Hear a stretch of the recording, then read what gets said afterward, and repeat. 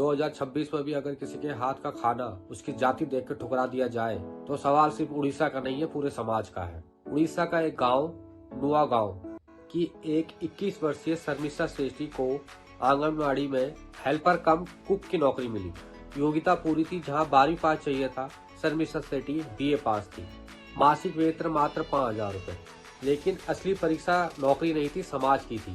गांव के ऊंची जाति के 50-60 लोग उसके घर गए और सवाल किया, तुमने आवेदन क्यों किया जब तुम अनुसूचित जाति से आती हो? बच्चों को आंगनबाड़ी भेजना बंद कर दिया गया। 42 बच्चों का केंद्र लगभग खाली हो गया। 3 से 6 साल के 20 बच्चे और 22 दूध मुआ बच्चों का राशन प्रभावित हुआ। कारण, अगर हमारे बच्चे दलित का हाथ का खाना खाएंगे तो देवता नाराज हो जाएंगे। सोचिए, क्या सच में भगवान इंसान के छूने से अपवित्र हो जाते हैं, या फिर हमारी सोच अपवित्र हो चुकी है?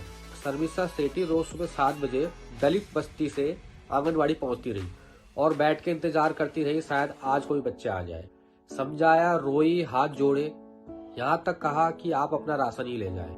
लेकिन बहिष्कार जारी रहा। मामला इतना बड़ा कि संसद में उठाया गया।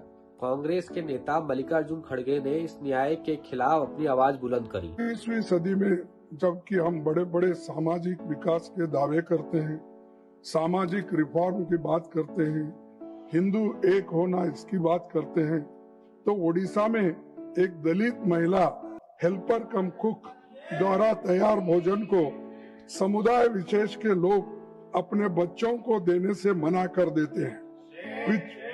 पिछले 3 महीनों से उस आंगनवाड़ी सेंटर का बाइकआउट चल रहा है। फिर प्रशासन हरकत में आया, जागरूकता अभियान चलाए गए, बैठकों का आयोजन किया गया। फिर एक महत्वपूर्ण कदम, बीजेपी के नेता बैजयंत पांडा खुद आंगनबाड़ी पहुंचे, गांव वालों के साथ बैठे और खुद शर्मिष्ठा के हाथ का खाना खाया। यह सिर्फ एक खाना नहीं था, एक सामाजिक संदेश था।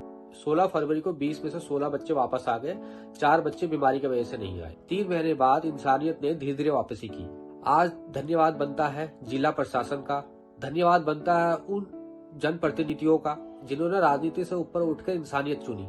लेकिन सवाल अभी भी बाकी है। अगर एक पढ़ी लिखी बेटी को 2026 में भी अपनी जाति साबित करनी पड़े तो हमें अपने समाज से क्या उम्मीद रखनी चाहिए? ये कहानी सिर्फ शर्मिष्ठा की नहीं है, ये कहानी उस भारत की है जो संविधान से आगे बढ़ चुका है, पर सोच से अभी भी पीछे है, और शायद बदलाव की शुरुआत वहीं से होगी।